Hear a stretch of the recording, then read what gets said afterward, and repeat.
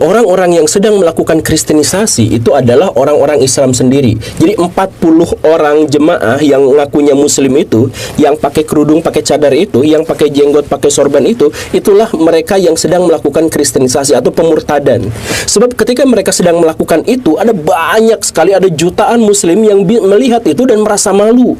Loh, kok agama saya kayak gini? Kok perilaku umat beragama yang seagama dengan saya kok seperti ini? Itu banyak yang seperti itu. Karena orang dengan naluri dan dengan nurani yang masih normal pasti akan terheran-heran, kan itu ada umat ya agama lain yang sedang beribadah kok digerebek gitu. Kenapa ceritanya bisa seperti itu? Kenapa ikut campur urusan agama orang gitu? Kenapa nggak sholat aja di masjidnya sendiri, malah serang ke gereja atau ke tempat yang dianggap sebagai tempat agama yang lain? Banyak sekali orang-orang yang muslim ketika melihat kejadian itu menjadi merasa malu, menjadi minder, dan bahkan banyak yang kemudian mempertahankan agamanya sendiri. Saya kenal sama banyak orang yang dia itu murtad, yang mereka itu murtad keluar dari agamanya. Ada yang menjadi ateis, ada yang menjadi Kristen, ada yang menjadi Hindu, ada yang menjadi Buddha dan sebagainya. Itu alasannya adalah apa? Karena melihat realitas kaum muslimin itu penuh dengan kekerasan, penuh dengan ancaman, penuh dengan intimidasi dan sebagainya yang seperti itu. Itulah kristenisasi yang sesungguhnya itu justru malah dilakukan oleh orang-orang Islam yang mengaku dirinya sebagai muslim yang bagaimana gitulah. Berarti tentu saja mengingat sebuah cerita yang dari Ethiopia, namanya adalah Pak Haji Usman Muhammad. Beliau itu ulama terpandang di situ dan sudah kalibernya udah sangat tinggi lah. Tapi di tengah jalan beliau murtad, beliau masuk Kristen. Kenapa bisa seperti itu? Karena dia melihat banyak sekali gereja-gereja dibakar di negaranya. Dia melihat banyak sekali persekusi dan intimidasi terhadap orang-orang Kristen di negaranya, di Ethiopia. Dan karena itu, maka beliau mikir, kok agama saya seperti ini? Apakah benar agama saya mengajarkan kekerasan kepada agama lain? Apakah ini dan sebagainya? Mereka mulai berpikir dengan pikiran yang seperti itu, dan akhirnya apa? Dia murtad.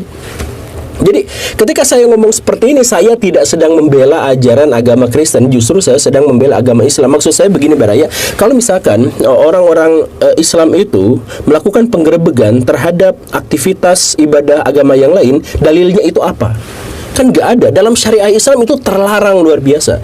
Jadi Baraya begini ya, dalam Piagam Madinah, yang ini adalah bagian dari syariah Islam yang diajarkan oleh Nabi Muhammad. Dalam Piagam Madinah itu dikatakan bahwa di sebuah negara Islam atau negara yang dipimpin oleh Muslim, dalam hal ini adalah Nabi Muhammad, maka Nabi Muhammad menjanjikan dan menjamin kebebasan beragama untuk orang-orang non-Islam. Bahkan bukan menjamin kebebasan, tapi juga melindungi mereka. Dan siapapun yang mengganggu mereka akan diperangi.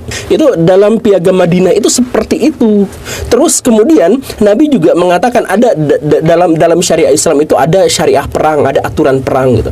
Bahkan dalam perang yang paling mematikan, paling menyakitkan sekalipun, rumah ibadah itu tidak boleh diganggu-gugat, orang yang ibadah di dalamnya tidak boleh diganggu-gugat. Kalau ada musuh dalam perang sekalipun ya, musuh yang bersembunyi atau lari ke dalam tempat ibadah agama apapun, tidak boleh dikejar, hanya boleh bertahan di situ. Tapi si bangunan gerejanya katakanlah, atau kuilnya atau apapun itu tidak boleh dimasuki oleh kaum muslimin.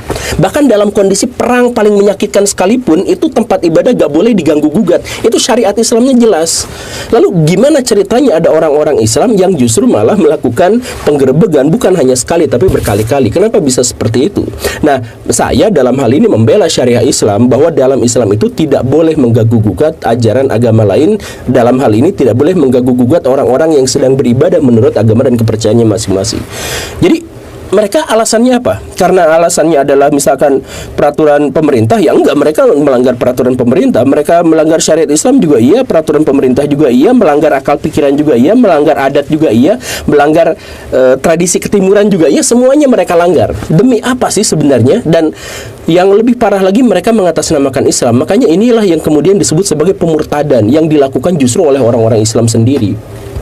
Nah, akhirnya muncul juga sebuah pertanyaan, kenapa juga agama yang katanya adalah sumber moral, agama yang katanya menjadi basis bagi peradaban dan sebagainya, sekarang menjadi seperti itu. Iman tanpa perbuatan itu pada hakikatnya mati.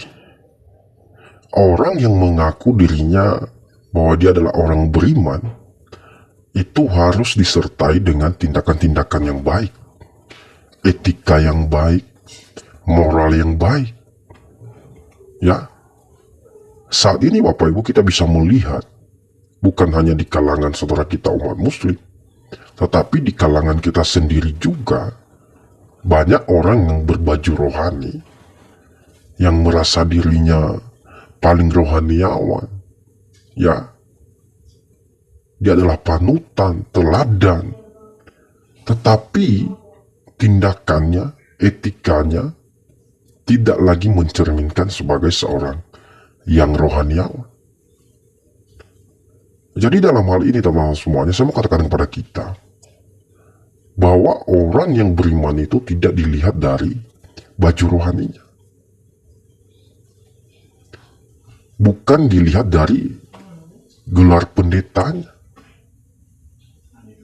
ya, tetapi dari buahnya, dari tindakannya sehari-hari, dari etikanya, dari moralnya. Di situ kita bisa melihat bahwa dia adalah orang yang beriman. Ya. Jadi teman-teman semuanya, dalam video ini, Guru Gembul juga melihat hal tersebut terjadi di kalangan mereka. Ya, dia mengatakan bahwa jangan heran kalau saat ini semakin banyak orang meninggalkan keyakinannya. Itu bisa terjadi karena hal-hal yang saya sampaikan tadi. Jadi teman-teman semuanya, dalam hal ini, ketika kita mengatakan saya adalah orang bertuhan, saya adalah orang beriman, maka harus disertai dengan perbuatan-perbuatan yang baik, moral yang baik, etika yang baik. Ya, jangan mengaku dirimu kau adalah orang beriman kalau perilakumu, ya, tindakanmu tidak bisa mencerminkan sebagai seorang yang beriman kepada Tuhan. Apa yang kita lihat saat ini, bagaimana gereja dibakar, disegel, dibubarin ibadahnya. Itulah yang terjadi di kalangan saudara kita sebelah.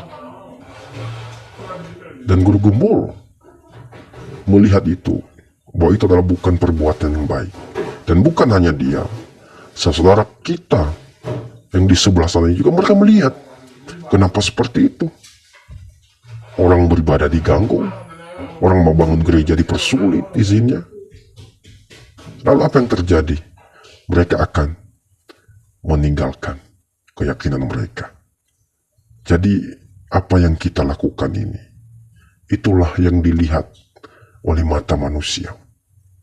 Makanya satu saja, ya, keburukan yang kita lakukan itu akan merusak semua kebaikan-kebaikan yang pernah kita lakukan.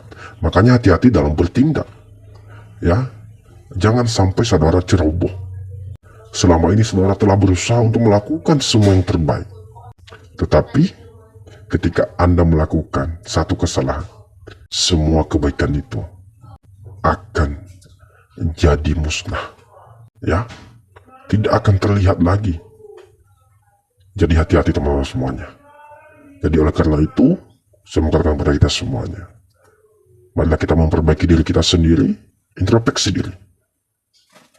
Ketika kita mengaku bahwa kita adalah orang beriman, maka yang perlu diubah adalah perilaku kita, cara hidup kita, gaya kita berbicara, langkah kita dan tindakan kita. Terima kasih, dan Tuhan Yesus memberkati kita. Amin.